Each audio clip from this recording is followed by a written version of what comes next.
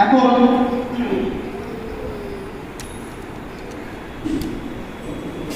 আপনাদের সম্মুখে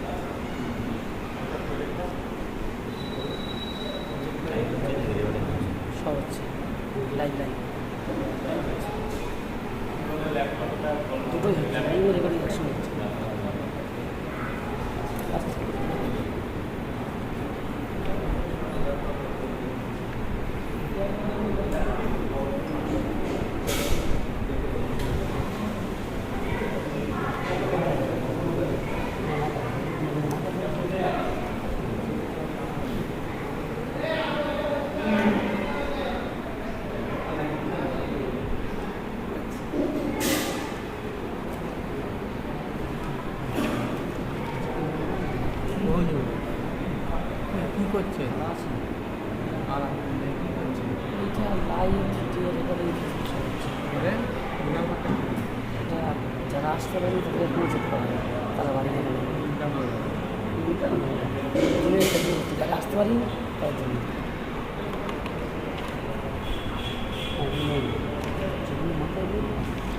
guardian meeting এবং গার্জেন মিটিংয়ের পূর্ব পরিকল্পনা। আমাদের অধিকাংশ বক্তব্যের একটাই রিপোর্ট যে আমরা গার্জেন মিটিংয়ে সাকসেসফুল হই না। বাচ্চা আছে 100, গার্জেন আছে 90 জন, অনেকের একাধিক বাচ্চা পড়তে আসে। তা আমি 100 বাচ্চার 90 জন গার্জেন ধরছি। গার্জেন মিটিংয়ে উপস্থিত হচ্ছে 20 জন। এখানে আমাদের দুর্বলতাটা কোথায়? কিভাবে মেহনত করলে তবে 100% গার্জেন উপস্থিত হবে? তার জন্য সেন্টার আমাকে কি গাইডলাইন দিয়েছে সেটা আমাকে জানা দরকার। সেই সাথে গার্জেন মিটিংয়ে আলোচ্য বিষয় সেন্টারের পক্ষ থেকে কি দেওয়া হয়েছে সেটাও আমার জানা দরকার। সেই সাথে সাথে আমার বক্তব্যের কি সমস্যা হচ্ছে সেগুলো আলাদা করে আলোচ্য বিষয়ের মধ্যে আমাকে নোট রেখে জোন থেকে যে সাথে আসবে তার হাতে তুলে দেওয়া দরকার যে আলোচ্য বিষয়ের মধ্যে আমাদের এই সমস্যাগুলো ফেস করছি, আমরা সমস্যার সম্মুখীন হচ্ছি, আপনি এগুলো উপস্থাপন করবেন গার্জেনদের সম্মুখে। তো সেই গার্জেন মিটিংয়ের পূর্ব পরিকল্পনা এবং গার্জেন মিটিংয়ের আলোচ্য বিষয় সম্পর্কে এখন আপনাদের সম্মুখে আলোচনা করবেন আমাদের জেলা তথা রাজ্যের অন্যতম জিম্মাদার যারা হাসানুজ্জামান সাহেব।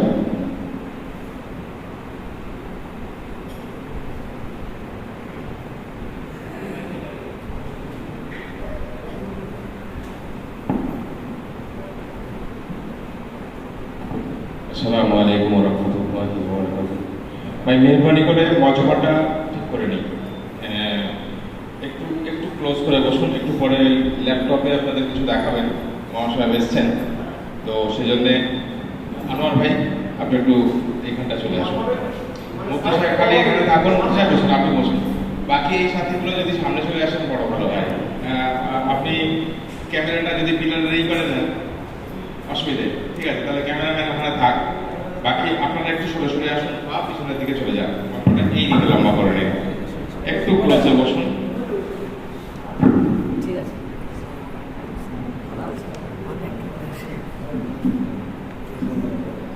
বেশ বেশি সময় নেব না, ওই ল্যাপটপটা সেট হতে সিলেক্ট হতে উনি গুছিয়ে নিতে নিতে ততক্ষণ দু এক কথা।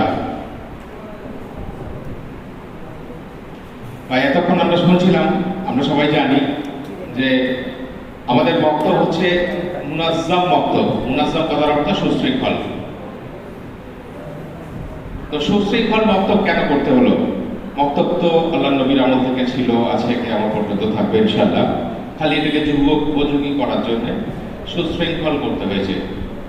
4টে বৈশিষ্ট্য দেওয়া ছিল। এটা হচ্ছে আমাদের মেহনতের একটা হাত, একটা সাইড। 4টে বিশেষ বৈশিষ্ট্যকে, 4টে বিষয়কে জুড়ে দিয়ে এটাই মুনাজ্জাম বক্তব্যের মূল বৈশিষ্ট্য।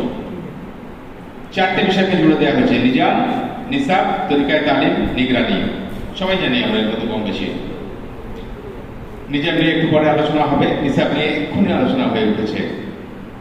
তরিকায়ে তালিম এটা নিয়েও ওয়ার্কশপে আলোচনা হয়, কিন্তু এটা মূলত যিনি পড়ান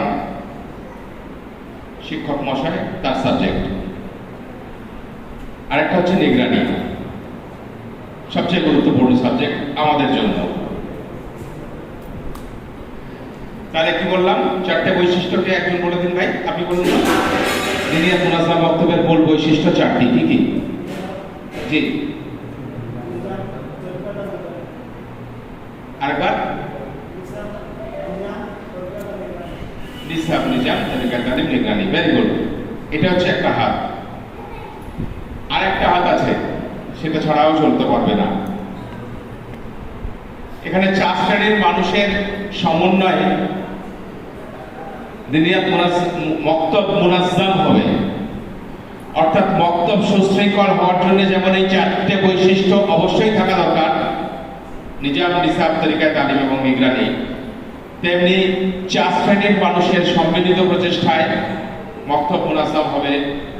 তার মধ্যে কিছু ছাত্র থাকবে, একজন মুআল্লিম সাহেব থাকবেন, আপনারা অর্থাৎ জিম্মাদাররা থাকবেন, এবং অভিভাবক শ্রেণী। এই 4 শ্রেণীর মানুষের প্রত্যেকের কাজ আলাদা, প্রত্যেককে তারা নিজের মতো করে মেহনত করতে হবে। একজন মুআল্লিম সাহেব যদি সর্বোচ্চ পর্যায়ে, পৃথিবীতে খুব কম জায়গায় দেখা যায় কোনো কিছু 100% করা হচ্ছে বা 100% ঠিকঠাক হচ্ছে, তারপরেও যদি ধরে নিই যে একজন মুআল্লিম সাহেব তিনি সর্বোচ্চ পর্যায়ে মেহনত করছেন, কিন্তু তার হাতে ওই 100% মেহনতের জন্য উনি মক্তব মুনাজ্জাম করতে পারবেন 25%। অঙ্কটা বোঝাতে পেরেছি? এর আগে একবার আপনাদেরকে বোর্ডে দেখিয়েছিলাম, অনেক জিম্মাদার ছিলেন, অনেকজন ছিলেন না। এখন ব্ল্যাকবোর্ড নেই, একটু কল্পনা করে নিন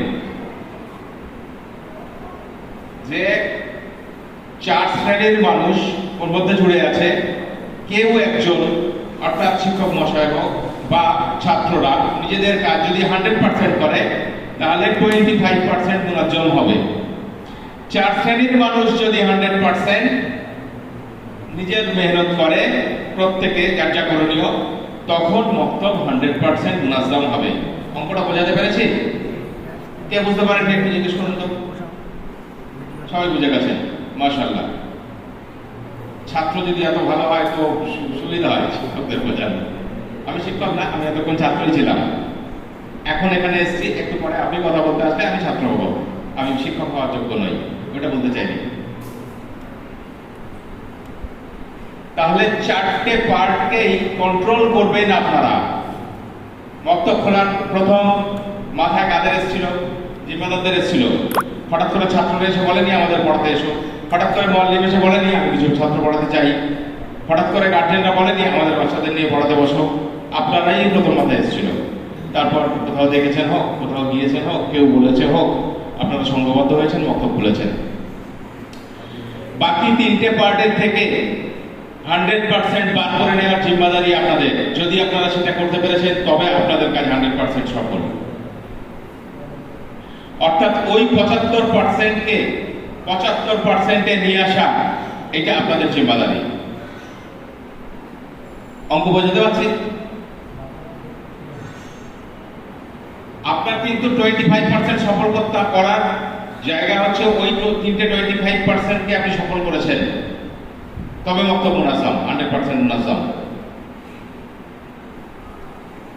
শিক্ষককে আপনাকেই পরিচালনা করতে হবে, আপনাকেই কন্ট্রোল করতে হবে, শিক্ষককে নিয়োগ আপনাকেই দিতে হবে, কোনো সুবিধা অসুবিধা আপনাকেই দেখতে হবে, কোনো কিছু গোলযোগ গোলমাল অসুবিধা হতেই পারে মানুষ হিসেবে, সেটা জোরের মাশওয়ারা, যারা নিগরা আছে, যারা ওলামারা আছে, তাদের সঙ্গে আলোচনা করে সমস্যাটা সমাধান করতে হবে। তেমনি ছাত্রদের সুবিধা অসুবিধা, কোথায় কি হচ্ছে, কেন পাচ্ছে না, সেগুলো আপনাদেরকেই দেখতে হবে। গার্জেনদের সঙ্গে সংযোগ রক্ষা আপনাদেরকেই করতে হবে। গার্জেনদের যা করণীয় সেগুলো আপনাদের মাধ্যমেই করে নিতে হবে, আর সেইটার মাধ্যম হচ্ছে গার্জেন মিটিং। এত সচেতন গার্জেন আমাদের মধ্যে নেই, যারা খুব কম আছেন, যারা ভাবছেন যে আমি বাচ্চার পিছনে সময় দেব, ইনস্টিটিউশনে দিয়েছি, যেমন মা ডাক্তার করার জন্য, মাস্টার করার জন্য, উকিল করার জন্য, ব্যারিস্টার করার জন্য বাচ্চাকে নিয়ে ইংলিশ মিডিয়াম স্কুলগুলোতে পড়াতে চলে যায়, আর সারাদিন সেখানে বসে থাকে, পড়া শেষ হয়ে গেলে নিয়ে চলে আসে। এত জিম্মাদার, এইরকম জিম্মাদারে নিয়ে কাজ করার মতো গার্জেন আমাদের বক্তব্যের বাচ্চাদের নেই, অর্থাৎ এটার উপরে এতটা গুরুত্ব নেই।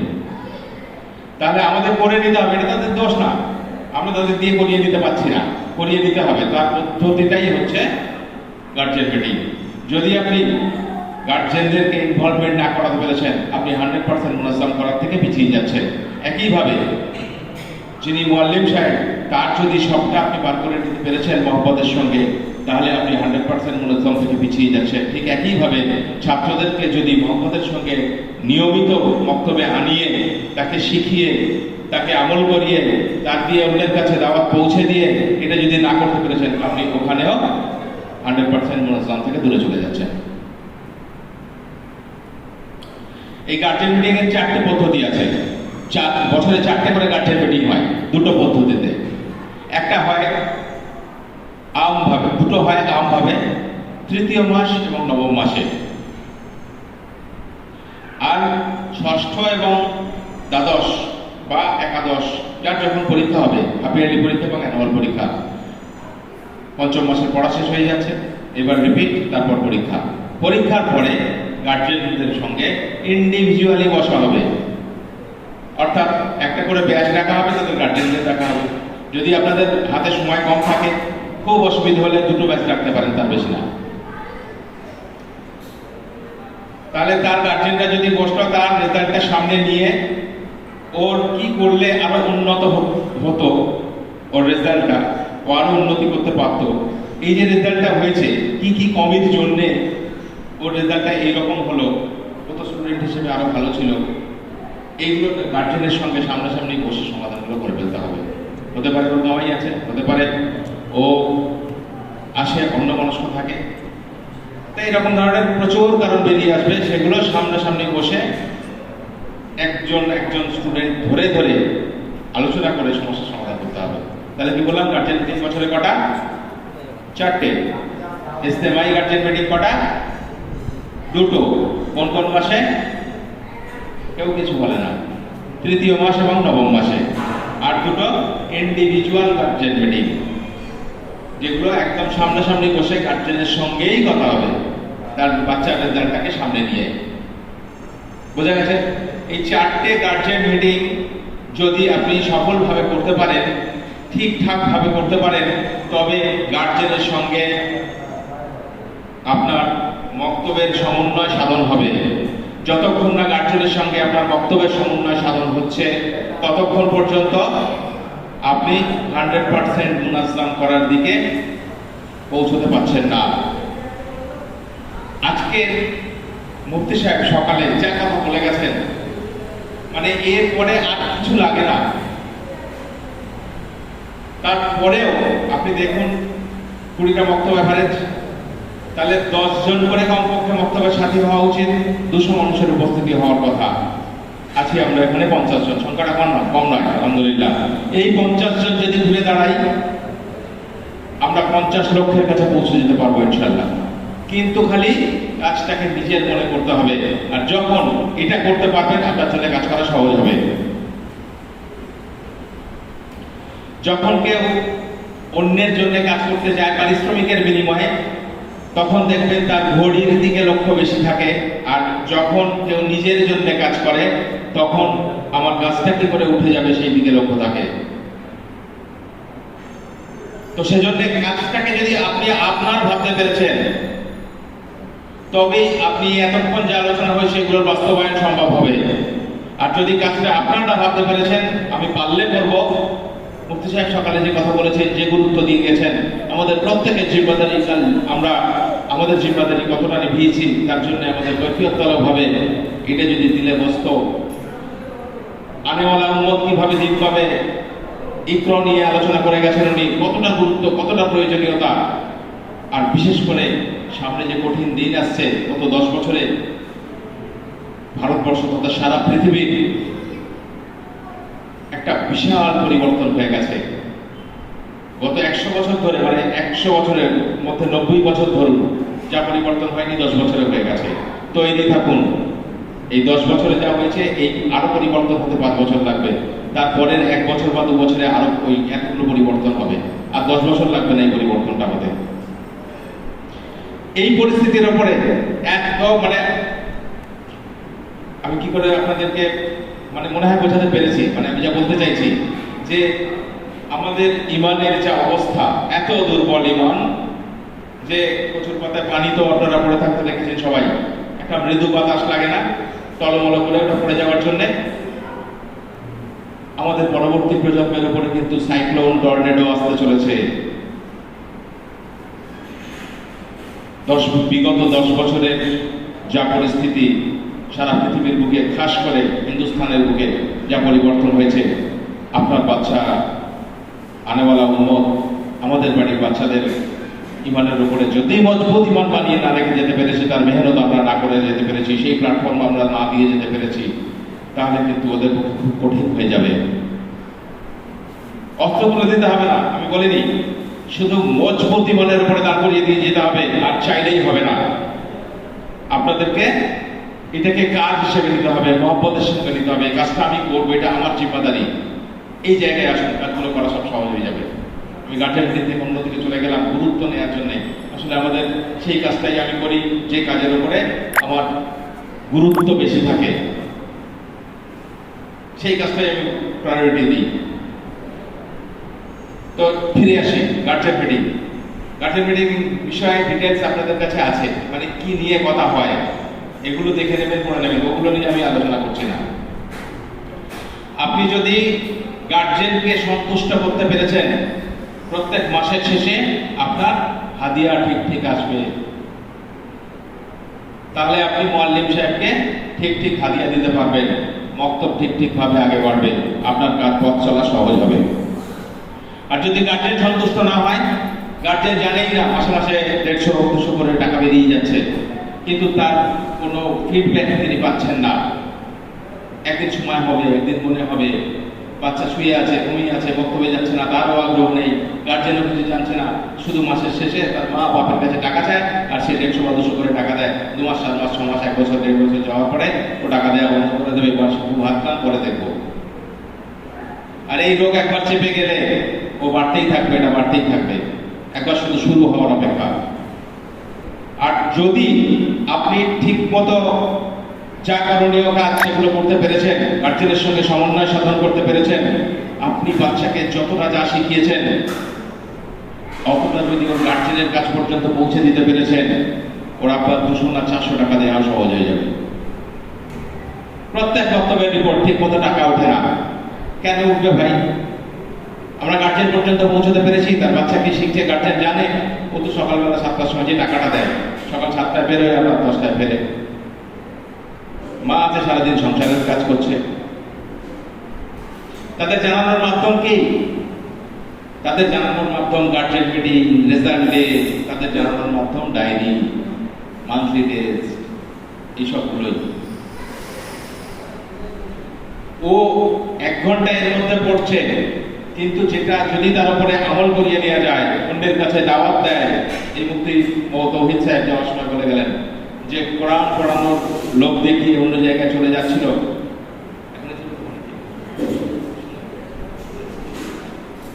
তো ফিরে এসছে। কেন ফিরে এসছে? না, যে আমলগুলো করছিল সেগুলো থেকে ছুটে যাচ্ছে। এই আমল করিয়ে নেওয়া, এটা যদি করিয়ে নিতে পেরেছেন, ওর গার্জেন পর্যন্ত পৌঁছে যাবে, ওর নানার বাড়ি পৌঁছে যাবে, ওর খালামার বাড়ি পৌঁছে যাবে, ওর অন্য যারা রিলেটিভ আছে তাদের বাড়িতে পৌঁছে যাবে। এই ছোট্ট বাচ্চা অবস্থা ছাড়া খেতে চায় না, এই ছোট্ট বাচ্চা ও 2 হাতের কবজি পর্যন্ত না ধুয়ে খেতে চায় না, এই ছোট্ট বাচ্চা আজান হলেই মসজিদে চলে যাচ্ছে, এই ছোট্ট বাচ্চাটি যেই আজান সারাক্ষণ বাচ্চাদের সঙ্গে খেলছিল, যে আজান হয়ে গেছে ও বোরখাটা গলিয়ে নিয়ে নামাজে বসছে, এর চেয়ে বড় দাওয়াত আর কিছু হয় না। এইটা যখন যদি আপনি বাচ্চার মধ্যে আনাতে পেরেছেন, প্রত্যেক মাসের শেষে ওর বাপকে দিয়ে প্রশ্ন করান যে এই মাসে কি কি পড়ানো হয়েছে, তার উপরে কি প্রশ্ন আছে, ডায়েরিতে আছে, সেগুলো উনি প্রশ্ন করবেন। আর যখন বাচ্চাগুলো ঠিক ঠিক উত্তর দেবে, ও গার্জেন ভাববে না আমি জানতাম না এসব কথা, আমার বাচ্চা জানে, ও কিছু শিখছে, ওর জন্য 200 না 400 টাকা খরচ করা দরকার। ভালো লাগবে, এই ভালো যখন লাগাতে পারবেন, টাকা আপনার জন্য সহজ হবে। এইটারই সমন্বয় সাধন, এর জন্য এই গার্জেন মিটিং, এর জন্য এই রেজাল্ট ডে। তো সেজন্য গার্জেন মিটিং এর কিছু পয়েন্ট আছে। এই কথাগুলো মূল বিষয় যেটা, যে আমাদের গার্জেনদের কাছ পর্যন্ত পৌঁছতে হবে, অন্যথায় ওই 25% আমাদের হাত থেকে ছেড়ে যাবে। অর্থাৎ আমরা 100% মুনাজাম করতে চাইছি আর 75%-এর উপরে মেহনত করে। অর্থাৎ আমাদের 4টে বই মিলিয়ে 100 নাম্বার আমরা পরীক্ষা দিতে গেছি, আর একটা বই আমি পড়ে যাইনি, 3টে বই পড়েছি, ওই বইটা আমি কোনোদিন খুলেই নি, আর আমি 100 নাম্বারের আশা করছি, পাওয়া যাবে না? পাওয়া যাবে না। তো সেজন্য গার্জেনদের সঙ্গে সমন্বয় সাধনের জন্য যে যে পদ্ধতি দেওয়া আছে, আর একদিনে সব বোঝানো যাবে না, একদিনে সব শিখে যাবেন না। কাজ নিয়ে চলতে চলতে পড়তে পড়তে কারি সাহেবের সঙ্গে একদিন গার্জেন ডেকে যাবেন, দেখবেন শিখে নেবেন। অন্য একদিন আরেকজনের সঙ্গে যাবেন, তার কাছ থেকে কিছু শিক্ষার আছে শিখে যাবেন। আপনি নিয়ে কাজ নিয়ে যখন চলবেন তখন আপনারই কিছু অভিজ্ঞতা, নিজেই নিজেকে শুধরে নেবেন, এটাই না করে এই করলে ভালো হতো। কাজ করতে করতে শিখতে হবে। কাজ যে করবে তার জন্য আগে শেখা হবে। আমাদের ওখানে মুফতি আবুল কালাম সাহেব, আমাদের একজন বাড়িপুর সেন্টারের জন্য জিম্মাদার, উনি শাল লাগিয়ে এসছেন। প্রফেসর মুসা কালিম সাহেবের বাড়িও আমাদের কাছে, আপনাদের পরিচিত মুখ, দাওয়াতের সাথী, মগরাহাটের বড় জিম্মাদার। তো আমাদের হালকা যেদিন তারিখ বসা, সাপ্তাহিক শুক্রবার বসে উনি কথা বলছেন, মুফতি আবুল কালাম সাহেব সবে শাল দিয়ে ফিরে এসে কথা বলছেন। তো প্রফেসর মুসা কালিম সাহেব বলছেন যে আমার এই ওনার কথা শেষে নিজেদের মধ্যে আলোচনা করছেন যে আমার যেন মনে হচ্ছিল আমি নিজামুদ্দিনে বসে আছি। ওই মুফতি আবুল কালাম সাহেব এর আগে ছিলেন, অনেক কথা বলেছেন, অনেক মজমায় ছিলেন, অনেক প্রোগ্রাম করেছেন, অনেক জায়গায় অনেক গিয়েছেন, কিন্তু যখন শাল লাগিয়ে ফিরেছে তার কুরবানির কারণে, তার জানমাল আল্লাহর রাস্তায় লাগানোর জন্য কি পরিবর্তন হয়ে গেছে দেখুন। প্রফেসর মুসা কালিম সাহেবের মতো মানুষ বলছেন, ও যতক্ষণ কথা বলছিল আমার মনে হচ্ছিল আমি নিজামুদ্দিনের ফিলিংস পাচ্ছি। কানেকশনটা কিরকম দেখুন। তাহলে কোরবানি লাগবে, আমি আমার সব কাজ চাকর, সব বাচ্চা আনেওয়ালা উম্মত দিন পেয়ে যাবে আর আমি পাস হয়ে যাব, এরকম হতেই পারে না। সেজন্য কাজকে আমার ভাবি আমার কুরবানি লাগবে এখানে জানমালে, আর আমার সময় প্রত্যেক দিন 1টা করে ঘন্টা যেন আমার মক্তবের জন্য আমি বার করতে পারি। সপ্তাহে 1টা করে ঘন্টা আমার মক্তবের মাসওয়ারার জন্য বার করতে পারি। সপ্তাহে 1টা করে আমার জনের মাসওয়ারার সঙ্গে, মজবুতির সঙ্গে যেন যুক্ত পারি। এরকম ভাবে আমি আমার জন্য সময় বার করি। আল্লাহ আমাদের শোনা ও বলার চেয়ে বেশি বেশি আমল করার তৌফিক দান করুন। আলহামদুলিল্লাহ। তো গার্জেন মিটিং এবং গার্জেন মিটিংয়ের আলোচ্য বিষয় গার্জেন মিটিংয়ের পূর্ব পরিকল্পনা, এর প্রয়োজনীয়তাটা, গুরুত্ব সম্পর্কেই আমাদের হাসানুজ্জামান সাহেব আলোকপাত করলেন। বাকি পূর্ব পরিকল্পনা ও গার্জেন মিটিংয়ের আলোচ্য বিষয় আমাদের ফাইলের মধ্যে রয়েছে। আমরা বারবার করে বলেছিলাম যে গুরুত্বপূর্ণ তথ্যগুলো আপনাদেরকে দেবো, অবশ্যই আপনারা সেগুলো সংগ্রহ করবেন। সেই জন্য প্রত্যেকটা বক্তব্য আমরা অ্যাটেন্ড করতে বলেছিলাম। আলহামদুলিল্লাহ, আমার মনে হয় সব বক্তব্য অ্যাটেন্ড করেছে। মোহনপুর এসছে, মোহনপুর জি, মোহনপুরটা উপস্থিত। এখন নিজাম সম্পর্কে আলোচনা করবেন আমাদের রাজ্যের জিম্মাদার জনাব হযরত মোহাম্মদ খালিদ সাহেব। তো আমি তার আগে আজকে সকাল থেকে এখনো পর্যন্ত একটা নাম কিছু হয়নি। শোনার ইচ্ছা হচ্ছে কারণ একটু হ্যাঁ, হামনার কিছু একটা হওয়া দরকার মনে হচ্ছে, নাকি একঘেয়েমি লাগছে, না ভালো লাগছে না, না শেষ করে দেবো? শেষ করে দেবো? কিছু সাড়া করেন না, শেষ হয়ে যাবে বলুন না। যদি বলেন আপনারা ছেড়ে দিই তাহলে চলে যান সব, না এগুলো প্রয়োজন আছে মনে হচ্ছে।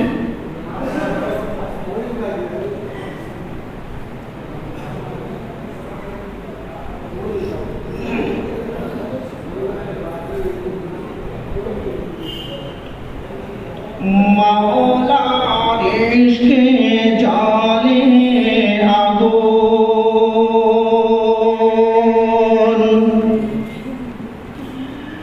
নিভাইলে যে নেভে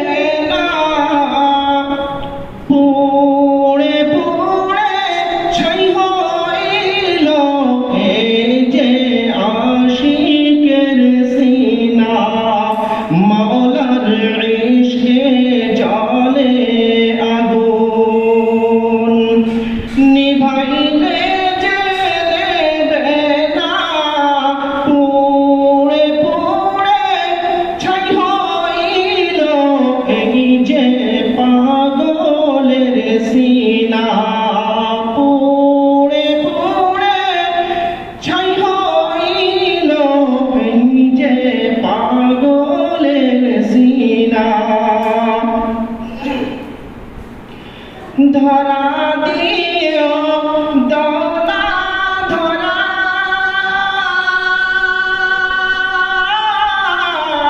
ধরা দিও দনা ধরা কাছে থেকেও দনা সারা ধরা দিও দনা ধরা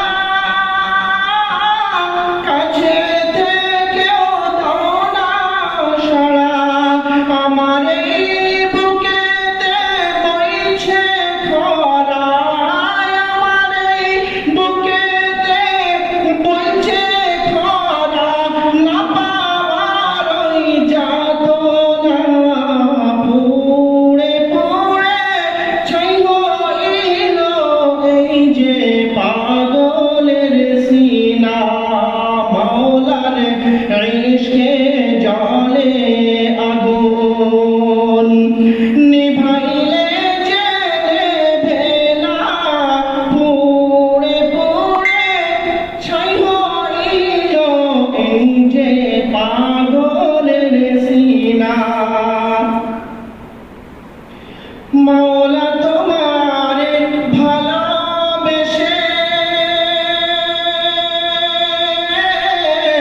মাওলা তোমারে ভালোবেসে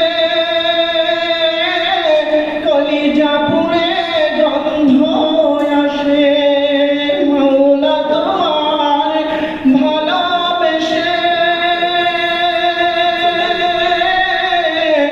কলিজা পুড়ে গন্ধ আসে তোমার ওই নূরেতে যাব মিশে তোমার ওই নূরেতে যাব মিশে দূরে ঠেলে দিও না পুড়ে পুড়ে ছাই হইল এই যে পাগলের সিনা পুড়ে পুড়ে ছাই হইল এই যে পাগলের সিনা মাওলার ইশকে জলে আগুন নিভাইলে জেলে ভেলা পুড়ে পুড়ে ছাই হইল এই যে পাগলের সিনা। আসসালামু আলাইকুম।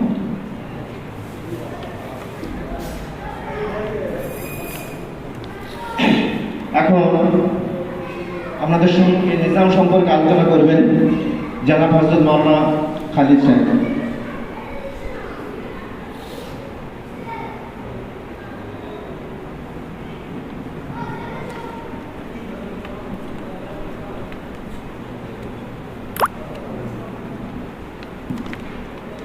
আসসালামু আলাইকুম ওয়া রাহমাতুল্লাহি ওয়া বারাকাতুহু। ভালো আছেন আপনারা?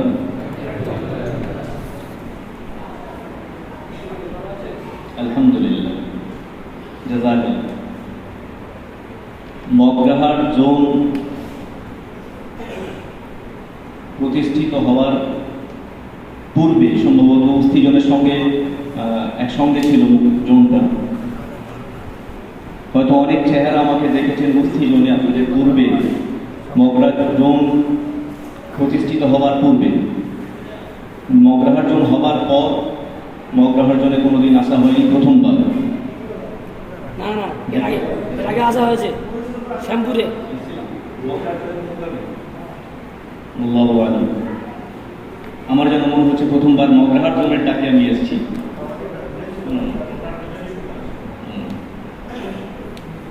যাক, ভালো লাগছে। আমি আপনাদের এলাকার ছেলে, অনেকে জানেন আমাকে। আসি, আপনারা ডাকলে আসি, অনেক সময় না ডাকলেও আসি। আমাকে যে আলোচ্য বিষয় দেওয়া হয়েছে সেটা হলো নিজাম। কথা দীর্ঘায়ু করব না। সকাল থেকে আপনাদের অনুষ্ঠান 7টা থেকে শুরু হয়ে গেছিল নিশ্চয়ই, নাকি? জি 7টা থেকে। এটা হাওড়া জেলা বা অন্যান্য জায়গার জন্য এটা মানে অবাস্তব।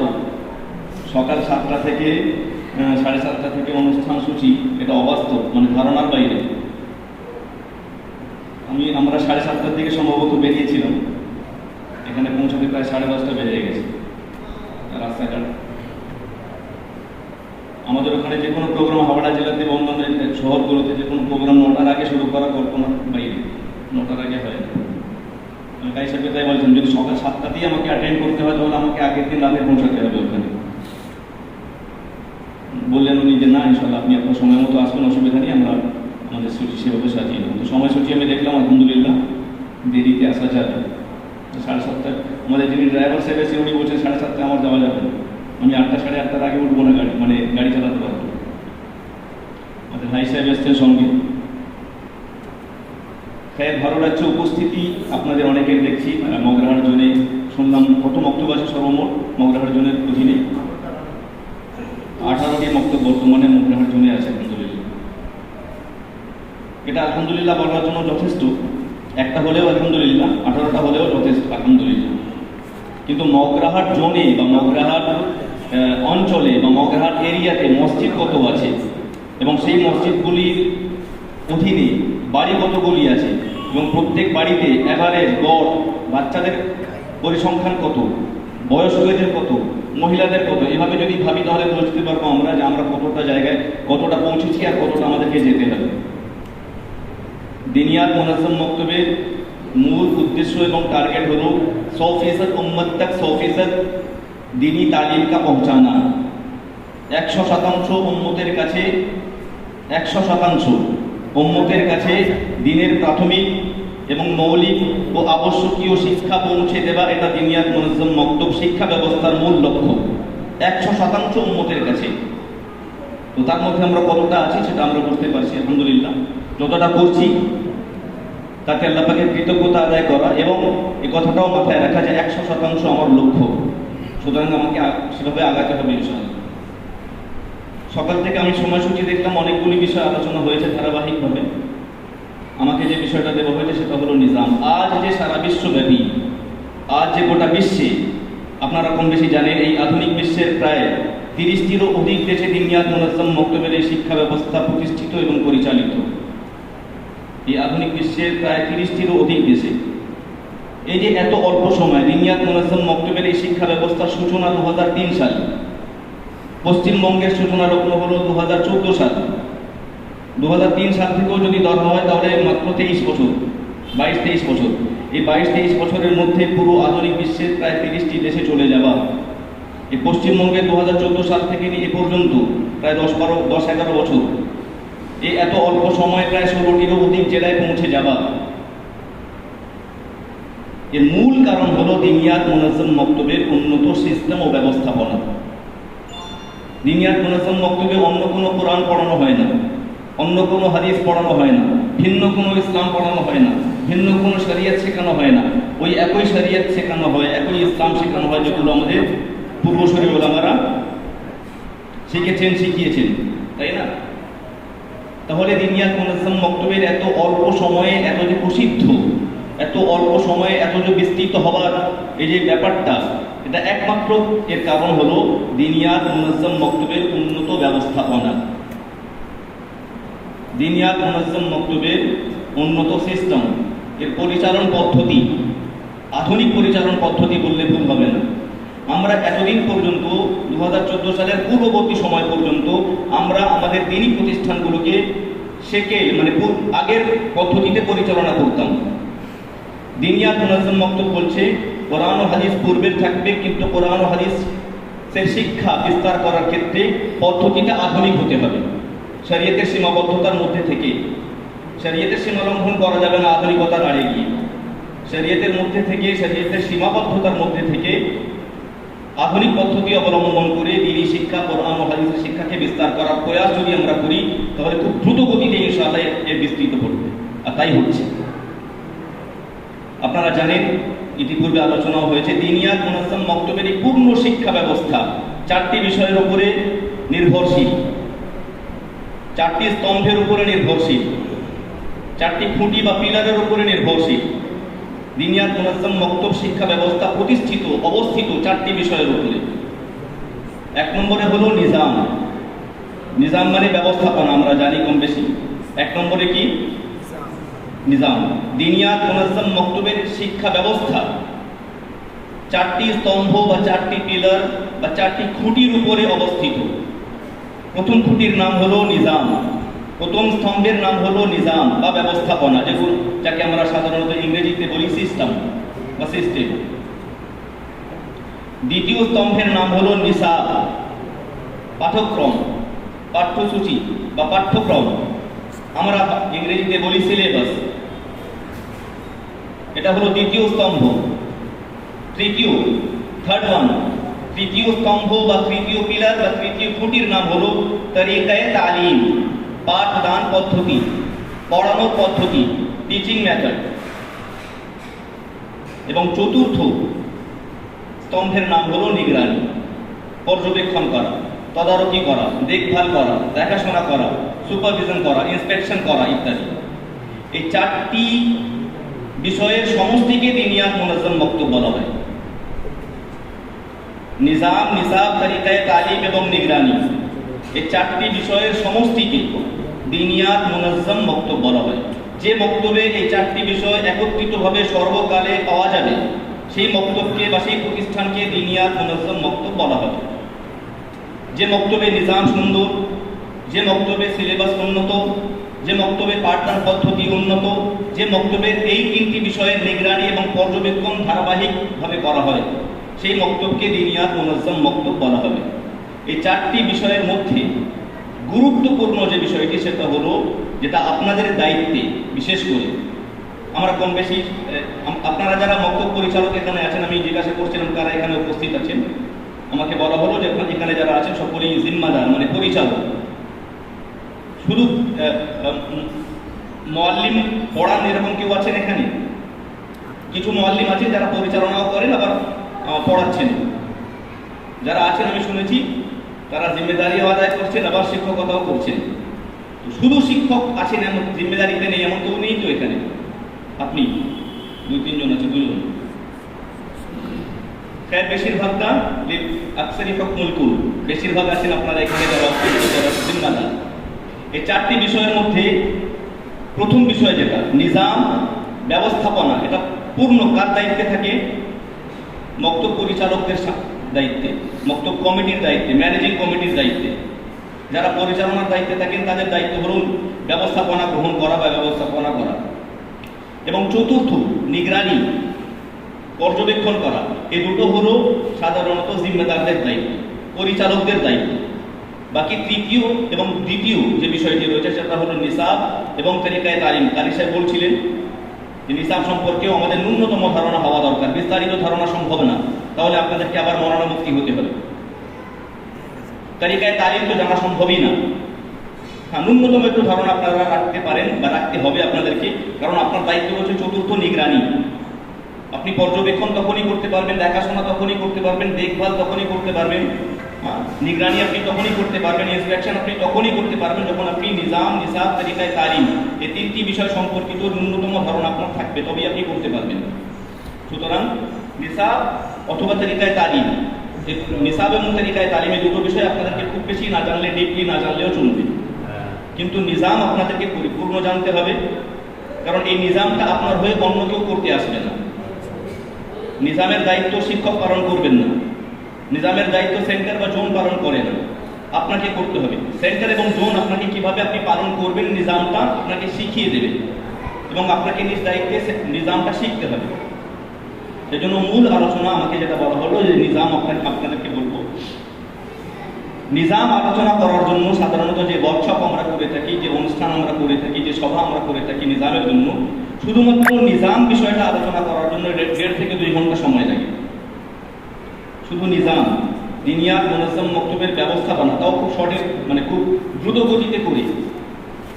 আপনারা কম বেশি হয়তো অনেকে শুনেছেন আগে এই যে ওয়ার্কশপ, আমরা যে ওয়ার্কশপ করি, প্রশিক্ষণ সভা যেটা জিম্মেদারদের জন্য করা হয় যে মক্তব আমরা কীভাবে পরিচালনা করব, তার যে সভাটা আমরা করি বা সেই সম্মেলনটা আমরা করি, যে অনুষ্ঠান বা যেটা করি আমরা, সেটা আগে 24 ঘন্টার হতো।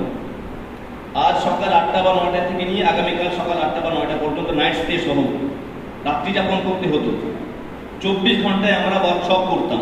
কিন্তু মানুষ আজ এত ব্যস্ত হয়ে গেছে, মানুষের কাছে সময় আজ এত হয়ে গেছে, আর মানুষের মধ্যে এত অনীহা ভাব চলে এসেছে যে অত দীর্ঘ সময় দেওয়ার মতো মানে পরিস্থিতি আর পরিবেশও নেই। সুতরাং সেই 24 ঘন্টার ওয়ার্কশপকে ছোট করে করে করে এখন ওই 2 ঘন্টায় নিয়ে আসা হয়েছে, শুধুমাত্র নিজামটা বোঝানোর জন্য 2 ঘন্টা সময়, তার থেকে কমে আর আসা যাচ্ছে না। তো সেই 2 ঘন্টার বিষয়টাকে এখন আমাকে সময় দেওয়া হয়েছে সম্ভবত আধা ঘন্টা।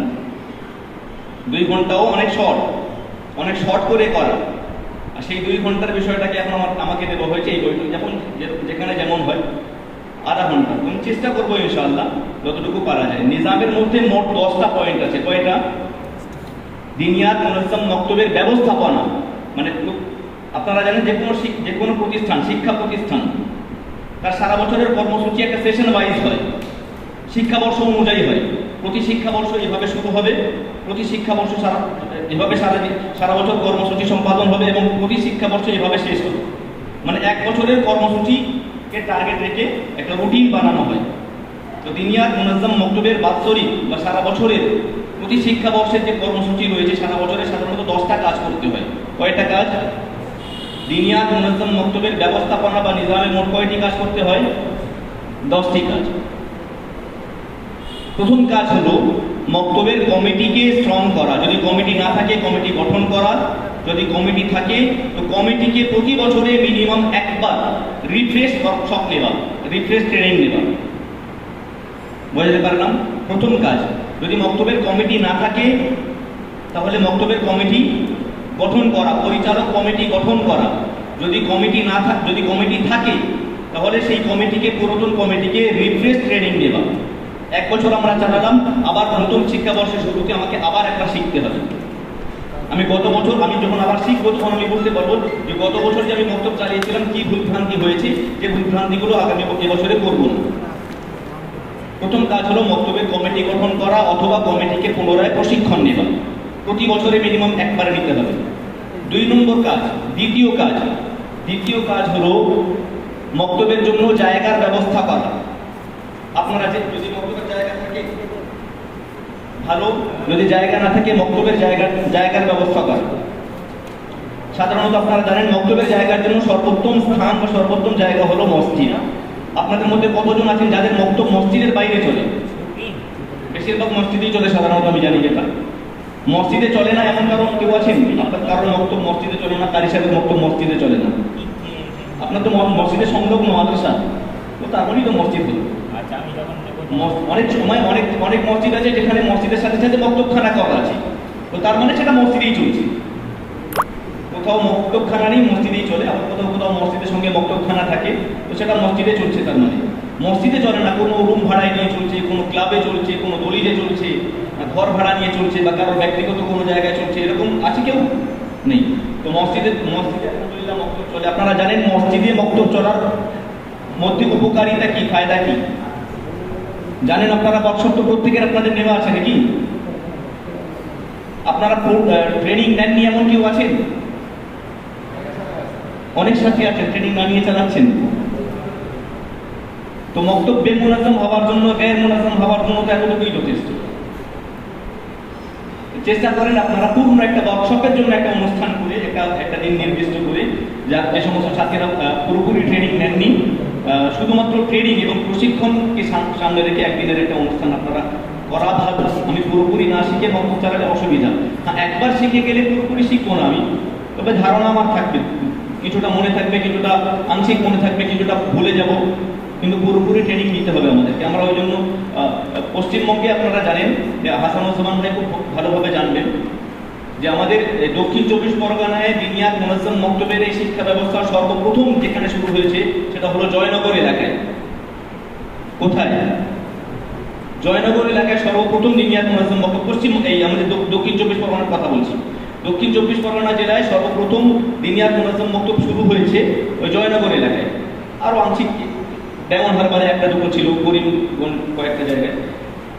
আজ আমার মনে হয় জয়নগরে মক্তব খুব বেশি নেই, আমার জানার মতে নেই মনে হয়। আছে তো 3টে আছে তো সে দিনিয়াত মুনাজ্জাম মক্তব বলা যাবে কিনা ঠিক নেই, গিয়ে দেখলে বুঝতে পারবো। 7-4টা আছে, হ্যাঁ 7-4টা আছে। ওখানে মেন সমস্যা যেটা হয়েছে সেটা হলো শুরুতে আমাদের সাথীরা বলছেন যে যেমন চাইছে শুরু করে দেন, ট্রেনিং না নিতে চাইছে দিতে হবে না, টিপাই চাইছে না বাদ দাও, টিপাই নিতে হবে না, আচ্ছা ইউনিফর্ম চাইছে না বাদ দাও, মানে শুরুটা করে দাও, আস্তে আস্তে পরে প্রশিক্ষণ নিয়ে নেবে, পরে আবার ইউনিফর্ম নিয়ে নেওয়া হবে, পরে বুঝিয়ে বাজিয়ে টিপাই দিয়ে দেওয়া হবে, কোনোদিন হয় না। বেমুনাজ্জাম ভাবে একটা মক্তব শুরু হয়ে যাওয়ার পরে সেই মক্তবটাকে মুনাজ্জাম করা মানে ইম্পসিবল, অসম্ভব হবে না। হ্যাঁ, একটা মক্তব মুনাজ্জাম শুরু হয়েছিল, মাঝখানে শিথিলতা এসছে, অনীহা ভাব এসছে, আবেগ নষ্ট হয়ে গিয়ে মক্তবটা বেমুনাজ্জাম হয়ে গেছে, আবার সেটাকে মুনাজ্জাম করা সহজ। যে মক্তবটা মুনাজ্জাম শুরু হয়েছিল মাঝখানে বেমুনাজ্জাম হয়ে গেছে, আংশিক হয়ে গেছে মুনাজ্জাম, সেটাকে পুনরায় 100% মুনাজ্জাম করে দেওয়া সম্ভব এবং সহজ। কিন্তু যে মক্তবটা বেমুনাজ্জাম ভাবে শুরু হয়েছে, ট্রেনিং নেয়নি জিম্মেদাররা, শুরু হয়ে গেছে, টিপাই না নিয়ে শুরু হয়ে গেছে, সিস্টেমের অনেক কিছু আছে যেগুলো তারা নেয়নি, আংশিক নিয়ে শুরু করে দিয়েছে, সেই মক্তবটাকে 100% মুনাজ্জাম করা এটা অত্যন্ত কঠিন একটা কাজ। বরং আমার অভিজ্ঞতা অনুযায়ী হয় না, যেটা একবার বেমুনাজ্জাম শুরু হয়ে যায় সেটা পুরোনায় মুনাজ্জাম করা সম্ভব নয়। সুতরাং আপনারা যারা ট্রেনিং নেয়নি আমি অনুরোধ করবো আপনারা ট্রেনিং ইনশাআল্লাহ পুরোপুরি নিয়ে নেবেন। তো 2 নম্বর কাজ হলো, 10টি কাজের দ্বিতীয় কাজ হলো জায়গার ব্যবস্থা করা। আপনাদের প্রত্যেকের জায়গার ব্যবস্থা অলরেডি আছে, মসজিদে চলছে আলহামদুলিল্লাহ। তৃতীয় কাজ, তার মানে 2টো কাজ আপনাদের আছে, কমিটি গঠন আছে আর 2 নম্বর জায়গা ব্যবস্থা, মানে আপনাদের মক্তবগুলো মসজিদে চলছে এটাও আছে। 3 নম্বর কাজ হলো যেখানে মক্তব চলছে, যেখানে মক্তবের পঠন পাঠন আপনারা করছেন সেই জায়গার পরিবেশটাকে উন্নত করা। জায়গার পরিবেশটা কি করা? উন্নত করা। উন্নত পরিবেশ করার জন্য অনেক কিছু করতে লাগে। যেমন মনে করেন সর্বপ্রথমে যেখানে আমরা বক্তব্য পড়াচ্ছি সেই জায়গাটা পরিষ্কার পরিচ্ছন্ন হতে হবে। অনেক জায়গায় দেখা যায় যেখানে বাচ্চারা পড়ছে সেখানে পরিষ্কার পরিচ্ছন্ন নেই, মাকড়সার জাল হয়ে রয়েছে, ইঁদুর ছোটাছুটি করছে, আরশোলা ছুটছে, টিকটিকি ছুটছে, হ্যাঁ, পরিষ্কার নেই, পরিচ্ছন্ন নেই, বসার জায়গা ভালো নেই। তো পরিষ্কার পরিচ্ছন্ন হতে হবে, টিপাইয়ের ব্যবস্থা হতে হবে, বাচ্চাদের বসার ব্যবস্থা ভালো হতে হবে, হাওয়া এবং বাতাসের ব্যবস্থা হতে হবে, লাইটের ব্যবস্থা হতে হবে, বাচ্চাদের ইউনিফর্ম হতে হবে। আপনারা জানেন মক্তবের পরিবেশকে উন্নত করার চেষ্টা করা, যেটা করলে ব্ল্যাকবোর্ড হতে হবে, নুরানি কায়দার চার্ট হতে হবে, যেখানে এগুলো নেই সেখানে এগুলো ব্যবস্থা করা। আজকে জানেন মক্তবের পরিবেশ, আজকে কি আধুনিক শিক্ষা ব্যবস্থা, স্কুল শিক্ষা ব্যবস্থা বা স্কুল শিক্ষাটা মানুষের কাছে এত সহজ কেন, সমাজের কাছে এত সহজ কেন, এত সহজলভ্য কেন? স্কুল শিক্ষার ব্যাপারে মানুষকে বা বাচ্চাদেরকে বা গার্জেনকে কাউন্সিলিং করতে হয় না কেন? তার অনেকগুলি কারণের মধ্যে একটা অন্যতম কারণ এটা যে স্কুল শিক্ষাটা অনাবাসিক শিক্ষা ব্যবস্থা। স্কুল শিক্ষাটা সম্পূর্ণ নির্ভরশীল কেমন? অনাবাসিক। আর আমরা আরবি শিক্ষাটাকে আবাসিক করে দিয়ে আরবি শিক্ষাটাকে কঠিন করে দিয়েছি। আজকে কি স্কুল শিক্ষাটা গার্জেনদের কাছে এবং বাচ্চাদের কাছে খুব জনপ্রিয়। তার অনেকগুলি কারণের মধ্যে একটা কারণ এটাও যে সেখানে কি থাকে, বাচ্চাদের গায়ে ইউনিফর্ম থাকে, একটা নির্দিষ্ট সিস্টেমে সেখানে চলে, বাচ্চারা বুট পরে, শুট পরে, এসব ব্যাপারগুলোর জন্য বাচ্চাদের কাছে স্কুল শিক্ষার ব্যবস্থাটা খুব প্রিয়, গার্জেনদের কাছেও সেটা খুব প্রিয়। তো দিনিয়াত মুনাজ্জাম মক্তব্য সেটাই চাইছে, ভাই ইউনিফর্ম পরা তো পোশাক তো করতে পারি, এটা নাজায়েজ না। তাহলে যদি আমি দিনিয়াত মুনাজ্জাম মক্তব্যে একটা ইউনিফর্ম রাখি তাহলে সমস্যা কি? অনেকে বলবে আরবি পড়বে, বাচ্চাদের ইউনিফর্মের কি দরকার আছে, বলবে অনেকে। কিন্তু আমি বলি যদি বাচ্চাদের ইউনিফর্ম দিলে বাচ্চাদের কাছে মক্তব শিক্ষাটা যদি জনপ্রিয়, বাচ্চাদের কাছে প্রিয় হয়ে যায়, তাদের কাছে যদি মক্তব শিক্ষাটা বা কোরআন শিক্ষাটা যদি আকর্ষণীয় হয়ে যায়, অ্যাট্রাকটিভ হয়ে যায়, তাহলে ইউনিফর্ম দিলে সমস্যাটা, তাই না? টিপাই যেরকম অনেকেই বলে। তো এসব পুরো দিনিয়াত মুনাজ্জাম মক্তবের পরিবেশটাকে উন্নত করার জন্য, যেমন বাচ্চাদের স্কুলে আপনারা দেখেন বাচ্চাদের স্কুলে চেয়ারের ব্যবস্থা থাকে, আপনি মক্তবে তাকে ছেড়ে পাটির উপরে বসাচ্ছেন, তো সে স্কুলটাকে বেশি প্রাধান্য দেবে, কারণ সে সেখানে গেলে চেয়ারে বসতে পায়। আপনার মক্তবে এসে তাকে ফুটিয়ে বসতে হচ্ছে, বসার ভালো ব্যবস্থা নেই, ছেঁড়া পাটিতে বসে আছে, চটের উপরে বসে আছে, ছেঁড়া মাদুরের উপরে বসে রয়েছে। তো সে তো স্বাভাবিকভাবে বাচ্চাটার কাছে গুরুত্ব বেশি স্কুলটা পাবে। তো আপনি মক্তবের পরিবেশটাকে ওইরকম করে দিন। এগুলো মক্তবের পরিবেশটাকে উন্নত করার জন্য বসার সুন্দর ব্যবস্থা, বাচ্চাদের কিতাব রাখার জন্য টিপাইয়ের ব্যবস্থা, কিতাব রাখার জন্য ব্যাগের ব্যবস্থা, ব্ল্যাকবোর্ড এবং নুরানি কায়দা চার্টের ব্যবস্থা, এগুলো সব বাধ্যতামূলকভাবে করতে হবে। যদি আমি এগুলো না করি তাহলে মক্তবের পরিবেশটা অনুন্নত হবে। আর অনুন্নত পরিবেশে বাচ্চাদেরকে যদি আমি কোরআন ও হাদিস শেখাই তাহলে বাচ্চাদের কাছে এই অনুন্নত পরিবেশে অর্জিত শিক্ষা অর্থাৎ কোরআন ও হাদিসের শিক্ষাটা গুরুত্বহীন হবে। কারণ তারা অলরেডি উন্নত পরিবেশে আর ABCD শিখছে। স্কুলের পরিবেশটা আজকের দিনে কেমন? উন্নত। বেসরকারি স্কুলের পরিবেশ তো আলহামদুলিল্লাহ এমনিতে অনেক আগে থেকে উন্নত ছিল। আজকের দিনে সরকারি স্কুলগুলোর পরিবেশ উন্নত না। এক সময় ছোটবেলায় দেখতাম যে স্কুলে যেতে হতো ওই টিনের বাক্স নিয়ে আর সিমেন্টের বস্তা ভাঁজ করে টিনের বাক্সের ভিতরে নিয়ে যেতে হতো, আর এরকম ছেড়ে ফেলে গিয়ে বসতে হতো। আজকের এরকম স্কুল খুঁজে পাওয়া যাবে? নেই। তার মানে আমরা সরকারি স্কুলগুলো আগের দিনে দেখতাম প্রাইমারি স্কুল হাই স্কুলগুলো কোনো রকম ইট বেরিয়ে আছে, না আছে দরজা, না আছে জানালা। সরকারি স্কুলগুলোর হাই স্কুল বা প্রাইমারি স্কুলে না জানালা হতো না দরজা হতো। আজকের এরকম স্কুল পাবেন আপনি? আজকের আলহামদুলিল্লাহ সরকারি স্কুলগুলোর পরিবেশ উন্নত করে দিয়েছে। সুতরাং আমরা দিনিয়াত মুনাজ্জাম মক্তবে বাচ্চাদেরকে স্কুল পূর্ব শিক্ষার্থীদেরকে পড়াবো। দিনিয়াত মুনাজ্জাম মক্তবে কাদেরকে পড়াবো? আমরা মাদ্রাসার বাচ্চাদেরকে বলবো, স্কুল পড়ুয়া শিক্ষার্থীদেরকে পড়াবো। তো বাচ্চারা যে স্কুলে পড়ছে প্রত্যেক স্কুলের পরিবেশটা আজকের দিনে উন্নত। তো তারা উন্নত পরিবেশে অলরেডি ABCD শিখছে, ইতিহাস, ভূগোল, ইংরেজি শিখছে। তো তাদেরকে যদি মক্তবের অনুন্নত পরিবেশে আলিফ বা তা শেখানো হয় তাহলে পরিবেশটা উন্নত না হওয়ার কারণে বাচ্চাদের কাছে এই আলিফ বা তা বা লা ইলাহা ইল্লাল্লাহ, কোরআন এবং হাদিসের এই শিক্ষা তাদের কাছে গুরুত্বহীন হবে।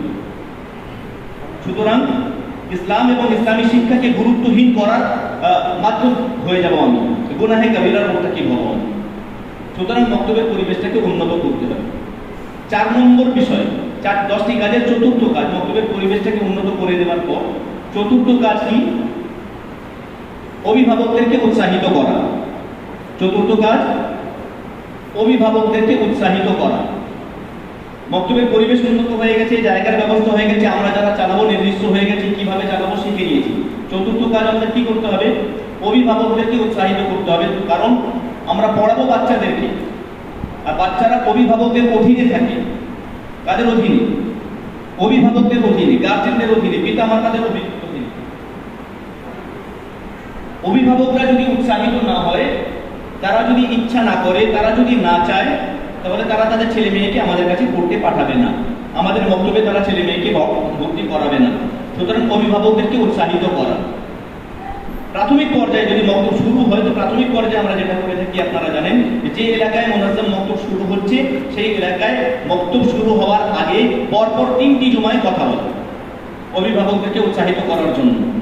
প্রথম জুমায় আমরা সাধারণত কথা বলি বর্তমান মুসলিম বিশ্বের দুরবস্থা সম্পর্কে মানুষকে, জনগণকে অবগত করা, যে আজকের সারা বিশ্বে মুসলিম উম্মাহের কি অবস্থা, আজকের মুসলিম উম্মাহ কি অবস্থায় পতিত, কি দুরবস্থার সম্মুখীন আজকের পুরো মুসলিম বিশ্ব।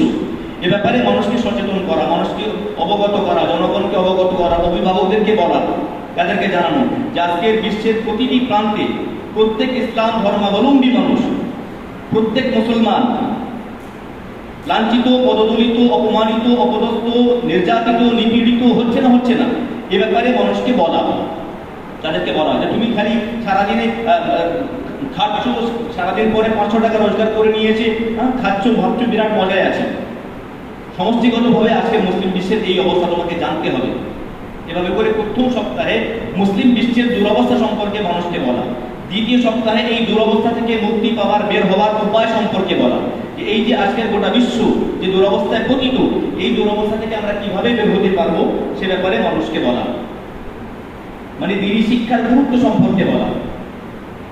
তৃতীয় সপ্তাহে গিয়ে এই দ্বীনি শিক্ষা আদান প্রদানের ক্ষেত্রে দিনিয়াত মুনাজ্জাম মক্তব শিক্ষা ব্যবস্থার ভূমিকা সম্পর্কে বলা, যে দ্বীনি শিক্ষা ব্যতীত দিন অনুযায়ী চলা সম্ভব না, দিন অনুযায়ী না চলে এই দুরবস্থা থেকে মুক্তি পাওয়া সম্ভব না, জাহান্নাম থেকে মুক্তি সম্ভব না, জান্নাতের প্রবেশ সম্ভব না, আল্লাহ রাব্বুল আলামিনের সন্তুষ্টি অর্জন সম্ভব না। সুতরাং আমাকে, আপনাকে যেভাবে হোক, অ্যাট এনি কস্ট, যে কোনো মূল্যে আমাকে দিন অনুযায়ী চলতে হবে। আর দিন অনুযায়ী চলতে হলে আমাকে দিন জানতে হবে। দিন জানার ক্ষেত্রে আমরা কোথায় যাব, কোথায় গিয়ে দিন শিখবো? মাদ্রাসা পরিস্থিতি নেই, মক্তব হচ্ছে না, তাহলে কি তৃতীয় সপ্তাহে বলা এই দিন শেখার ক্ষেত্রে দিনিয়াত মুনাজ্জাম মক্তবের বর্তমান সময়ে কি ভূমিকা সে ব্যাপারে মানুষকে বলা, বলে তাদেরকে শেষে বলা এই দিনিয়াত মুনাজ্জাম মক্তব শিক্ষা ব্যবস্থা আমরা আমাদের এলাকায় অমুক তারিখ থেকে শুরু করতে চলেছি আমাদের এলাকার সর্বস্তরের মানুষের জন্য, বাচ্চা বাচ্চি পুরুষ এবং মহিলা সর্বস্তরের মানুষের জন্য এই শিক্ষা ব্যবস্থার সঙ্গে সংযুক্ত হয়ে সম্পৃক্ত হয়ে সমাজের যে কোনো মানুষ, যে কোনো স্তরের মানুষ সে তার অবসর সময়ে দিনের প্রাথমিক শিক্ষা এবং মৌলিক শিক্ষা অর্জন করতে পারে এ ব্যাপারে মানুষকে বললে তাহলে কি হবে, তাহলে 3টি সপ্তাহে কথার মাধ্যমে এলাকার মানুষ জেনে যাবে যে দিনিয়াত মুনাজ্জাম মক্তব এখানে হচ্ছে। এটা হলো যারা নতুন মক্তব করছে তাদের জন্য। যারা পুরাতন মক্তব, যেমন আপনারা অলরেডি মক্তব চালাচ্ছেন, আপনাদেরকেও প্রতি শিক্ষাবর্ষের শুরুতে, প্রত্যেক মক্তবকে প্রতি শিক্ষাবর্ষের শুরুতে, প্রত্যেক সেশনের শুরুতে সমষ্টিগতভাবে এলাকার মসজিদে কথা বলা দিনিয়াত মুনাজ্জাম মক্তবের গুরুত্ব সম্পর্কে প্রতি শিক্ষাবর্ষের শুরুতে। মাঝে মধ্যে বলতে পারেন, কিন্তু বাধ্যতামূলকভাবে অপরিহার্যভাবে যে বলতে হবে প্রতি শিক্ষাবর্ষের শুরুতে, মানে সেশন শুরু হওয়ার আগে 1 সপ্তাহ পুরো এলাকার মানুষের সামনে, পুরো পাড়ার মানুষের সামনে মসজিদের মেম্বারটাকে কাজে লাগিয়ে তাদেরকে দিনিয়াত মুনাজ্জাম মক্তবের গুরুত্ব এবং তার প্রয়োজনীয়তা এবং দিনী শিক্ষা আদান প্রদানের ক্ষেত্রে দিনিয়াত মুনাজ্জাম মক্তবের ভূমিকা সম্পর্কে সমষ্টিগতভাবে সম্মিলিতভাবে পুরো এলাকার মানুষকে প্রতি শিক্ষাবর্ষের শুরুতে বলা। বোঝাতে পারছি? মক্তব শুরু করার সময় পরপর 3টি সপ্তাহে কথা বলতে হবে, 4র্থ সপ্তাহে বা 5ম সপ্তাহে গিয়ে বক্তব্য পেতে হবে। কিন্তু যে সমস্ত বক্তব্যগুলো অলরেডি চলমান চলছে, আপনার বক্তব্য 3 বছর বয়স, 4 বছর বয়স, 2 বছর বয়স, 5 বছর চলছে আপনার বক্তব্য, তাহলে প্রতি বছর শুরুতে আপনাকে সমষ্টিগতভাবে মসজিদে সেশন শুরু হওয়ার আগে আপনাকে একবার জমায় কথা বলতে হবে, কোন অভিজ্ঞ আলেম দ্বারা কথা বলাতে হবে যে দিনী শিক্ষার গুরুত্ব, প্রয়োজনীয়তা, দিনিয়াত মুনাজ্জাম মক্তবের গুরুত্ব, প্রয়োজনীয়তা এবং দিনী শিক্ষা অর্জনের ক্ষেত্রে দিনিয়াত মুনাজ্জাম মক্তবের গুরুত্ব এবং ভূমিকা কি সে ব্যাপারে মানুষকে সচেতন করা, সজাগ করা প্রতি শিক্ষাবর্ষের শুরুতে আপনাকে কথা বলতে হবে। আচ্ছা, মানুষকে সচেতন করলাম মানে আলহামদুলিল্লাহ, এবার 5ম কাজ কি? আমি গার্জেনদেরকে জানিয়ে দিলাম, এলাকার মানুষকে জানিয়ে দিলাম যে আমাদের মসজিদে, আমাদের এলাকায় অলরেডি দিনিয়াত মুনাজ্জাম মক্তব চলছে, সুতরাং আপনারা আপনাদের ছেলে মেয়েদেরকে ভর্তি করুন, আপনারা নিজেরা ভর্তি হন, আপনাদের মাসদুরাত, আপনাদের মহিলাদেরকেও ভর্তি করানোর ব্যাপারে ফিকির করুন, তার জন্য ব্যবস্থা আমরা করব। এবার আপনার কাছে কি হবে? এবার আপনার কাছে সকলে ভর্তি হতে আসবে, তাই না? বাচ্চাদেরকে ভর্তি করতে নিয়ে আসবে, নাতি নাতনিদেরকে ভর্তি করতে নিয়ে আসবে, তারা নিজেরা বালেগান কোর্সে ভর্তি হতে চাইবে, মাসদুরাতদেরকে ভর্তি করতে চাইবে, নিজের বৌমাকে ভর্তি করতে চাইবে, নিজের স্ত্রীকে, নিজের মেয়েকে ভর্তি করতে চাইবে। সুতরাং 5ম কাজ হলো সুবিধা অনুযায়ী সময় নির্দিষ্ট করা। 10টি কাজের 5ম কাজ কি? সুবিধা অনুযায়ী পড়ার সময় নির্দিষ্ট করা। এতদিন পর্যন্ত আমরা মক্তব যে পদ্ধতিতে চালাচ্ছিলাম, বরং এখনো চলছে, সেটা হলো মসজিদের ইমাম সাহেব ফজরের পরে 1 ঘন্টা মক্তব পড়ান, সেই 1 ঘন্টা যাদের সময় হবে তারা দিন শিখতে আসবে, যাদের সময় হবে না তারা গোল্লায়, তাদের শিখতে হবে না, বা তাদের জন্য কোনো উপযুক্ত ব্যবস্থা নেই। ইমাম সাহেবকে বাধ্য করে দেওয়া হয়েছে আপনি ফজরের পরে 1 ঘন্টা পড়বেন, সেই সময় যাদের সুযোগ হবে পড়তে আসার তারা পড়বে, যাদের সুযোগ হবে না। এলাকার অনেক মানুষ এমন আছে যারা ফজরের পরে ওই সময়টা তাদের সুযোগ নেই। তাহলে অনেক মানুষ এমন আছেন এলাকায় যারা মাদ্রাসায় পড়ে না, যারা স্কুলের সঙ্গে সংযুক্ত বা কর্মজীবনে তারা ব্যস্ত, তাদের দিন শিক্ষার আগ্রহ তাদের মধ্যে রয়েছে, কিন্তু ফজরের পরের সময়টা তাদের জন্য উপযুক্ত না, অথচ তাদের আগ্রহ রয়েছে, তারপরেও তারা দিন শিখতে পারছে না। তাদের জন্য দিনিয়াত মুনাজ্জাম মক্তব বলছে যে ছাত্র বা শিক্ষার্থী যখন পড়তে চাইছে তাদের সুবিধা অনুযায়ী সময় নির্দিষ্ট করা। এটা হলো 5ম কাজ, শিক্ষার্থীদের সুবিধা অনুযায়ী তাদের পড়ার সময় নির্দিষ্ট করা। এর জন্য 2টো শর্ত আছে। এমন নয় যে আব্দুল্লাহ চলে এসছে, আমার ছেলে আব্দুর রহমানকে আমি ভর্তি করবো, আমার ছেলেটা দুপুর 12টা থেকে নিয়ে 1টা পড়বে, এমন চলবে না, একটা ছেলেকে নিয়ে চলবে না। এই সুবিধা অনুযায়ী সময় নির্দিষ্ট করার জন্য 2টো শর্ত। এক হলো সমবয়স্ক ছাত্র হতে হবে মিনিমাম, আর মিনিমাম 12 থেকে 14 জন ছাত্র হতে হবে। 2টো শর্ত। 12টা থেকে 1টা আমি আপনার ছেলেকে পড়াবো, 2টো শর্ত। প্রথম শর্ত হলো 12টা থেকে 1টা পড়তে চাইছি এরকম 14 জন ছাত্র হতে হবে, এটা হলো প্রথম শর্ত। দ্বিতীয় শর্ত হলো সেই 14 জনের বয়স মানে কাছাকাছি হতে হবে, সমবয়স্ক হতে হবে, 2 বছরের মধ্যে হতে হবে। এই দুটো শর্ত যদি হয়ে যায় তাহলে রাত 11টা থেকে 12টা যদি কোনো ছাত্র পড়তে চায়, একটা ব্যাচ দিনিয়াত মুনাজ্জাম মক্তবের জিম্মাদার, দিনিয়াত মুনাজ্জাম মক্তব কমিটি রাত 11টা থেকে 12টা পর্যন্ত তাদের পড়ানোর জন্য বাধ্য। বুঝতে পারছি? যদি রাত 11টা থেকে 12টা পর্যন্ত একটা ব্যাচ তৈরি হয়ে গেছে, তারা পড়তে চাইছে, তাদের ওই সময় ছাড়া অন্য কোনো সময় তাদের নেই, তারা রাত 11টা থেকে নিয়ে 12টা দিনিয়াত মুনাজ্জাম মক্তবের মাধ্যমে তারা প্রাথমিক দিন শিখতে চাইছে, দিনিয়াত মুনাজ্জাম মক্তব বাধ্য তাদেরকে রাত 11টা থেকে 12টা পড়ানোর জন্য। শিক্ষককে প্রস্তুত থাকতে হবে, মক্তবকে প্রস্তুত থাকতে হবে। বোঝাতে পারছি? দিনিয়াত মুনাজ্জাম মক্তবের শিক্ষা ব্যবস্থা 24 ঘন্টা তৎপর থাকবে, যে যখন পড়তে চাইছে তাকে তখন পড়াতে হবে। হ্যাঁ, শর্ত দুটো, মিনিমাম 14 জন ছাত্র হতে হবে ওই সময়ে, এবং সেই 14 জনের বয়স কি হতে হবে, সমবয়স্ক হতে হবে, কাছাকাছি বয়স হতে হবে। এরকম যদি হয়ে যায় তাহলে তাদের জন্য একজন শিক্ষক বসে দেবেন, তাদেরকে পড়াবেন। বুঝতে পারলাম? 6 নম্বর কাজ, আমি শর্টে বলছি, 6 নম্বর কাজ হলো মক্তব বাচ্চার মনে, 6 নম্বর কাজ হলো অভিজ্ঞ শিক্ষক নিযুক্ত করা। 6 নম্বর কাজ কি? পড়ার সময় নির্দিষ্ট হয়ে গেছে, অভিজ্ঞ শিক্ষক নিযুক্ত করা। শিক্ষক নিযুক্তির কাজটা সাধারণত জোন করে, জেলা করে অথবা সেন্টার করে। এর কয়েকটা প্রক্রিয়া আছে। প্রথমে শিক্ষকদের পর্যালোচনা একটু করা হয়, তাদের একটু দেখা হয়, তারপরে তাদের প্রশিক্ষণ দেওয়া হয়, এবং প্রশিক্ষণ শেষে আবার তাদের মূল্যায়ন করা হয়। সেই মূল্যায়নের ভিত্তিতে তাদেরকে পাঠদান করার জন্য অনুমোদন তাদেরকে দেওয়া হয়। তো এই পুরো প্রক্রিয়াটা সেন্টার অথবা জোন করে, এই বিষয়টা বলার দরকার নেই। 7 নম্বর কাজ হলো বছরে 4টি গার্জেন মিটিং করা, যেটা আমাদের হাসানুজ্জামান ভাই বলছিলেন। প্রতি শিক্ষাবর্ষে কয়টি গার্জেন মিটিং করা? 4টি গার্জেন মিটিং। প্রতি শিক্ষাবর্ষে 4টি গার্জেন মিটিং হবে। 2টি গার্জেন মিটিং হবে সম্মিলিত গার্জেন মিটিং। দুটো গার্জেন মিটিংকে বলা হয় ইজতিমাই ওয়ালিদাইন জোট। সম্মিলিত গার্জেন মিটিং, সম্মিলিত অভিভাবক জোট। এই দুটো গার্জেন মিটিং এর সময় হলো সেশন শুরু হওয়ার 3 মাস পরে, একটা হবে 4th মাসের শুরুতে, এবং সেশন শেষ হওয়ার 3 মাস আগে একটা হবে, অর্থাৎ হাফ ইয়ারলি পরীক্ষার 2 মাস পর। বুঝতে পারলাম? সেশন শুরু হওয়ার 3 মাস পরে একবার হবে সম্মিলিত গার্জেন মিটিং, এবং সেশন শেষ হওয়ার 3 মাস পূর্বে, অর্থাৎ হাফ ইয়ারলি পরীক্ষার 2 মাস পর হবে আরেকবার। তাহলে বছরে দুটো সম্মিলিত গার্জেন মিটিং হবে। সম্মিলিত গার্জেন মিটিং এর অর্থ কি? সম্মিলিত গার্জেন মিটিং এর অর্থ হলো, যদি আপনার বক্তব্যে 10টা ব্যাচ চলে, সেই 10টা ব্যাচের মানে পিতা এবং মাতা, বাবা এবং মা, 10টা ব্যাচের অভিভাবক এবং অভিভাবিকা সকলকেই একত্রিতভাবে একটা নির্দিষ্ট সময়ের জন্য ডাকতে হবে। সেটা 2 থেকে 3 ঘন্টার জন্য, এবং এলাকা পরিস্থিতি অনুযায়ী কম বেশি করতে পারেন। সম্মিলিত সমস্ত ছাত্রদের অভিভাবক এক জায়গায় থাকবে, সমস্ত শিক্ষার্থীদের অভিভাবিকা মায়েরা এক জায়গায় থাকবেন, দুজন 2 জায়গায় থাকবেন। অভিভাবকদের সামনে কথা হবে, মাস্তুরাতের কাছে বক্স দেওয়া হবে বা এলসিডি দেওয়া হবে, এবং তাদের থেকে লিখিত অভিযোগ এবং লিখিত পরামর্শ গ্রহণ করতে হবে। এভাবে বছরে কয়বার হবে? 2 বার, বাধ্যতামূলক হবে। আচ্ছা, এর থেকে বেশি প্রয়োজন অনুযায়ী করতে পারেন। প্রয়োজন সাপেক্ষে 4 বার করা যেতে পারে সম্মিলিত গার্জেন মিটিং, কিন্তু 1 বার করা যাবে না। বুঝতে পারলাম আমি? 2 বার মিনিমাম করতে হবে বছরে। প্রতি বছরে 2 বার সম্মিলিত গার্জেন মিটিং করতে হবে বাধ্যতামূলক হবে। এটা সিস্টেম। প্রয়োজন সাপেক্ষে এর থেকে বেশি করতে পারেন।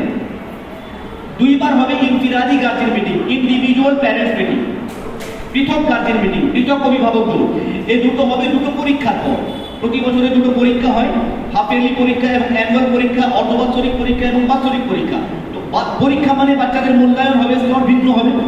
কেউ ফার্স্ট হবে, কেউ সেকেন্ড হবে, কেউ থার্ড হবে, কেউ ফোর্থ হবে, কেউ 10ম নম্বরে আসবে, কেউ পাস করবে, কেউ ফেল করবে। হবে না? হবে না? এই যে পরীক্ষা হলো, এই পরীক্ষার পরে মনে করেন বাচ্চাদের পরীক্ষক যিনি আসলেন, তিনি একটা নাম্বার দিয়ে চলে গেলেন। প্রত্যেক বাচ্চার ভিন্ন ভিন্ন নাম্বার হলো। তো মক্তবের জিম্মাদার এবং শিক্ষকরা মিলে এই নাম্বারগুলোকে প্লাস করবেন, যোগ করবেন, হিসাব করবেন। এতে যেটা রেজাল্ট আছে সেই রেজাল্টে লিখবেন। একটা সময় লাগবে, 2 দিন বা 3 দিন বা 4 দিন, যে সময়টা লাগে সেই সময়টা নিয়ে 4th দিন, মানে আজকের মনে করেন 1 তারিখে পরীক্ষা হলো, 5 তারিখে করা হলো রেজাল্ট ডে, মানে আপনাদেরকে এই কাজগুলো করতে সময় লাগবে 4 দিন। আমি উদাহরণ দিচ্ছি। তো 4 দিন পরে 5ম দিনে আপনারা এলান টাঙিয়ে দেবেন যে 5 তারিখে রেজাল্ট ডে। সেই রেজাল্ট ডেটা কেমন হবে? আপনার বক্তব্যে 10টা ব্যাচ চলছে, সকাল 7টা থেকে নিয়ে 8টা পর্যন্ত অমুক ব্যাচের রেজাল্ট দেওয়া হবে অমুক তারিখে 5 তারিখে। 8টা থেকে 9টা পর্যন্ত অমুক ব্যাচের রেজাল্ট দেওয়া হবে 5 তারিখে, মানে একদিনই রেজাল্ট দেওয়া হবে। টাইম লিমিট আলাদা আলাদা, প্রত্যেক ব্যাচের 1 ঘন্টা করে টাইম দেবেন আপনারা। 10টা ব্যাচ 10 ঘন্টা। বুঝতে পারছি? তো 10টা ব্যাচকে 10 ঘন্টা এভাবে করে সময় দিন। তো যার যখন সময় দেওয়া হয়েছে সে তখনই আসবে। এভাবে করে মক্তবের জিম্মাদার এবং মক্তবের শিক্ষক এক জায়গায় বসবেন সমস্ত বাচ্চাদের রেজাল্টগুলো নিয়ে। মনে করেন 8টার সময় বসেছি, 8টার সময় দেওয়া হয়েছে ক্লাস 1-এর রেজাল্ট দেওয়ার জন্য। তো ক্লাস 1-এ যে কয়জন ছাত্র পড়ে 20 জন ছাত্র, কথার কথা বলছি, 20 জন ছাত্র গার্জেন এক জায়গায় এসছে, আমরা শিক্ষক এবং জিম্মেদার এক জায়গায় বসছি। এই 20 জন ছাত্রকে 1:1 একজন করে ডাকা হবে। আব্দুল্লাহ, তুমি তোমার আব্বাকে নিয়ে এসো। আব্দুল্লাহ তার আব্বাকে সঙ্গে নিয়ে আসবে এবং তার রেজাল্ট আমি দেখবো। আমি শিক্ষক, আমার সঙ্গে জিম্মেদাররা আছেন, আমি দেখলাম আব্দুল্লাহ ফার্স্ট হয়েছে, তো সেভাবে তাকে বলবো তার গার্জেনকে যে আপনার ছেলেটা মাশাআল্লাহ ফার্স্ট হয়েছে, এই কারণে ফার্স্ট হয়েছে। সুতরাং আপনি যদি চান যে আপনার ছেলেটা আগামী পরবর্তী পরীক্ষাতে ফার্স্ট হোক, তাহলে এগুলো করতে থাকতে হবে ধারাবাহিক। আব্দুর রহমান, তুমি তোমার ছেলেকে নিয়ে এসো। আব্দুর রহমান ফেল করে গেছে, তো তাকে বলা ভাই আপনার ছেলেটার বুদ্ধি ভালো, পড়াশোনায়ও ভালো, সবকিছু ভালো, কয়েকটা কারণে আপনার বাচ্চাটা ফেল করে গেছে, এগুলো যদি আপনারা একটু লক্ষ্য দেন আপনার বাচ্চাটা পরবর্তী পরীক্ষায় ইনশাআল্লাহ ফার্স্ট হতে পারে। এভাবে করে ইন্ডিভিজুয়াল, পৃথকভাবে প্রত্যেক বাচ্চার একাডেমিক পারফর্ম সম্পর্কে তার আব্বাকে আলাদা আলাদাভাবে অবগত করে। এটা হলো গার্জেন মিটিং, ইনফিরাদি গার্জেন মিটিং। বোঝাতে পারলাম? মানে এটাকে আমরা রেজাল্ট ডে বলি বা ওপেন ডে বলা হয়, এটাকে ওপেন ডে বলা হয়, রেজাল্ট ডে বলা হয়, বা এটাকে বলতে পারেন আপনারা ইনফিরাদি গার্জেন মিটিং, পৃথক গার্জেন মিটিং। তাহলে এটা হবে বছরে 2 বার, অর্ধবার্ষিক পরীক্ষার পরে একবার, 4 দিন বা 5 দিন যেটা আপনাদের সময় আছে, এবং অ্যানুয়াল পরীক্ষার 3 দিন বা 4 দিন পরে একবার হবে।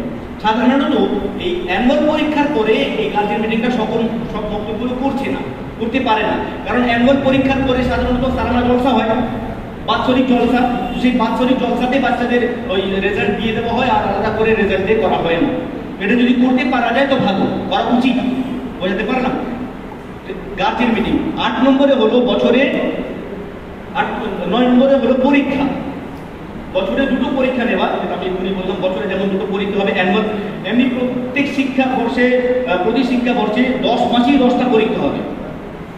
মানে প্রত্যেক মক্তবে মাসিক পরীক্ষা হয়। আপনাদের মক্তব পড়তে মাসিক পরীক্ষা হয়? মাসিক পরীক্ষা কে নেন? শিক্ষক যিনি পড়ান তিনি নেন। আচ্ছা, মাসিক পরীক্ষার দিনে জিম্মেদার আপনারা উপস্থিত থাকেন। যেদিনে মাসিক পরীক্ষা শিক্ষক দিচ্ছেন সেই দিনে জিম্মেদারদের উপস্থিতি থাকে। এটা শিক্ষকের কাজ। শিক্ষকের কাজ হলো যে আজকের মাসের 29 তারিখ, আজকের এই মাসের সিলেবাস সম্পূর্ণ হয়ে গেছে। শিক্ষকের কাজ হলো, মনে করুন আমি একজন শিক্ষক, আমি মুনাজ্জাম মক্তবে পড়াই, আমার কাছে 5টা ব্যাচ আছে। আমার দায়িত্ব হলো যে আমার কাছে 5টা ব্যাচের আলাদা আলাদা হোয়াটসঅ্যাপ গ্রুপ থাকবে। একটা গ্রুপের নাম হবে ক্লাস 1, 8টা থেকে 9:15 PM বা AM এরকম সময় দিয়ে একটা গ্রুপের নাম থাকবে। ওই ক্লাসে যে কয়জন ছাত্র পড়ে সেই ছাত্রের অভিভাবকদের হোয়াটসঅ্যাপ নাম্বার তাদের অ্যাড করা থাকবে। এভাবে আমার কাছে হোয়াটসঅ্যাপের 5টা গ্রুপ থাকবে যদি আমি 5টা ব্যাচ পড়াই। তো একটা শিক্ষক যে কয়টা ব্যাচ পড়াচ্ছেন তার কাছে সেই কয়টা হোয়াটসঅ্যাপ গ্রুপ থাকবে। প্রত্যেক গ্রুপে তারাই থাকবে সেই গ্রুপে যে সমস্ত ছাত্ররা পড়ে। বুঝতে পারছি? তিনি কি করবেন, আজকের মাস শেষ হয়ে গেছে, আজকের এই মাসের সিলেবাস সম্পূর্ণ হয়ে গেছে, তিনি সেই গ্রুপে লিখে দেবেন আপনার ছেলে মেয়েদের এই ব্যাচের এই মাসের সিলেবাস আজকে সম্পূর্ণ হলো, আগামীকাল এই ব্যাচের মাসিক টেস্ট হবে, আপনারা আগামীকাল ক্লাসে এসে দেখে নেবেন। শিক্ষকের মেসেজ চলে যাবে প্রত্যেক গার্জেনের কাছে। ঠিক অনুরূপভাবে শিক্ষকের একটা গ্রুপ থাকবে জিম্মেদারদের সাথে। মনে করে নেন একটা মক্তবে 10 জন জিম্মেদার আছেন, সেই 10 জন জিম্মেদার এবং যিনি শিক্ষক আছেন তিনি, তাহলে 11 জনের একটা গ্রুপ হবে, হোয়াটসঅ্যাপ গ্রুপ। দেখুন, আজকের সোশ্যাল মিডিয়ার যুগ, প্রযুক্তির যুগ, আমরা যদি প্রযুক্তিকে সঠিকভাবে ব্যবহার না করতে পারি তাহলে কাজ আমাদের জন্য কঠিন। তো প্রযুক্তিকে প্রয়োজন অনুযায়ী ব্যবহার করতে হবে আমাকে। তাহলে 10 জন জিম্মেদারের নাম্বার এবং আমি শিক্ষক, আমি 11 জন, 11 জনের একটা গ্রুপ হবে। বুঝতে পারলাম? সেই জিম্মেদারদের গ্রুপেও আমি দিয়ে দেবো। 11 জনকে ফোন করে বলাটা অনেক সময় কঠিন কাজ হয়ে যায়, ভালো লাগে না, অনিয়ম, তাকে ফোন করবো, ফোন করলাম পেলাম না, ফোন তুললো না, অনেক সময় আমি গ্রুপে দিয়ে দিলাম, ভাই জিম্মেদার সাহেবরা আপনারা আমাকে 5টা ব্যাচ দায়িত্ব দিয়েছেন পড়াতে, আজকে 29 তারিখ, আমি উদাহরণ দিচ্ছি শুধুমাত্র, এ মাসের সিলেবাস 4র্থ মাস চলছে, আজকের এই 29 তারিখ 4র্থ মাসের সিলেবাস আমার সম্পূর্ণ হয়ে গেছে, আগামীকাল 30 তারিখ আমি এ মাসের পরীক্ষা নেব, মাসিক পরীক্ষা আগামীকাল, সুতরাং আপনারা উপস্থিত থাকবেন। বুঝতে পারলাম? এটা শিক্ষকের কাজ, শিক্ষক এটা করবে। তো প্রতি মাসের শেষে মাসিক পরীক্ষা হবে, যেটা শিক্ষক নিজে নেবেন। যদি কোনো মক্তবে একাধিক শিক্ষক হন তাহলে অল্টারনেট করে নেবেন। আব্দুল্লাহ হুজুরের ব্যাচ আব্দুর রহমান হুজুর পরীক্ষা নেবেন, আব্দুর রহমান হুজুরের ব্যাচকে পরীক্ষা আব্দুল্লাহ হুজুর নেবেন, এভাবে অল্টারনেট করে নেবেন। এবং মাসিক পরীক্ষার রেকর্ডও রাখতে হয়, নিশ্চয়ই আপনারা জানেন, এর ফরম্যাটও নিশ্চয়ই আপনাদের কাছে আছে, যদি না থাকে আমাকে বলবেন, আমি দিয়ে দিতে পারবো। তো পরীক্ষা নেওয়া এছাড়া প্রতি বছরে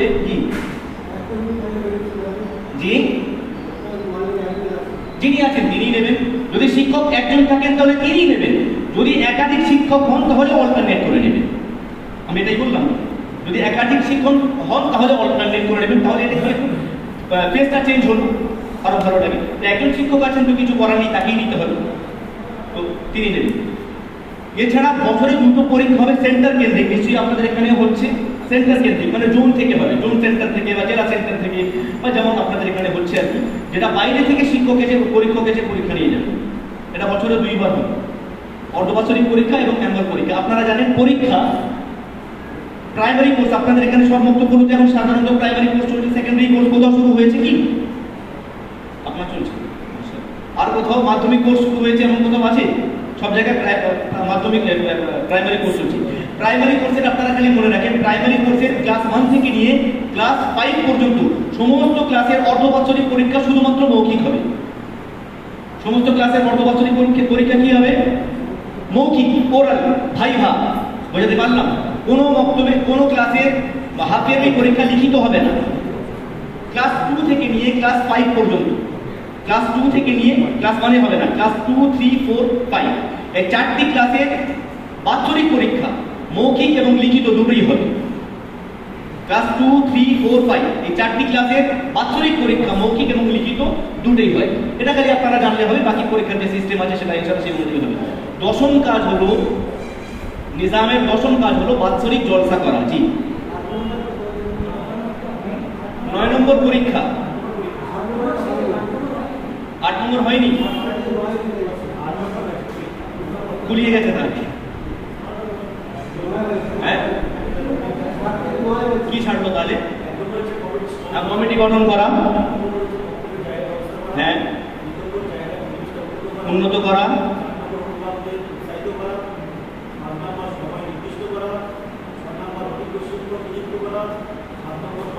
এখানে গুলিয়েছি, হ্যাঁ ঠিক আছে। 8 নম্বর হলো ফিসের মাধ্যমে মক্তবকে স্বনির্ভরশীল করা। শিক্ষক নিযুক্ত হয়ে গেছে, তারপরে 8 নম্বর হলো ফিসের মাধ্যমে মক্তবকে স্বনির্ভরশীল করা, স্বাবলম্বী করা, খুদকাফিল করা, সেলফ ডিপেন্ডেন্ট করা, ফিস নির্দিষ্ট করা। এবার ফিসটা কেমন হবে এটা এ ব্যাপারে সেন্টার আমরা সাধারণত খুব বেশি বাধ্য করি না। এই ফিসের ব্যাপারটা যেটা আমাদের গাইডলাইন হলো সেটা হলো এলাকার আর্থিক পরিকাঠামোর উপরে এলাকার ফিস নির্দিষ্ট ধারণ করা। যে এলাকায় যেমন পরিকাঠামো সেই এলাকায় তেমন। এ ব্যাপারে আমরা যেটা বলে থাকি, যে এলাকায় জেনারেল টিউটার যে টাকায় পাওয়া যায় তার থেকে একটু কম দিনিয়াতের ফিস রাখা। মনে করে নেন কোনো এলাকায় এমন আছে যেখানে 3,000, 3,500, 3,500-এর নিচে কোনো টিউটার পাওয়া যায় না, তো সেই এলাকায় যদি 150 টাকা দিনিয়াতের ফিস রাখা হয় তাহলে খেলো, তাহলে সেখানে দিনিয়াতের ফিস হবে মিনিমাম 1,000 টাকা, 1,500 টাকা। বুঝতে পারলাম? যে এলাকায় যেমন মনে করেন আমাদের এইসব এলাকাগুলো, এখানে 200 টাকা, 250 টাকা, 150 টাকার মধ্যেও টিউটার পাওয়া যায়, যায় না? এখানের জন্য দিনিয়াতের ফিস 150 টাকা, 200 টাকা, ঠিক আছে। বুঝতে পারলাম?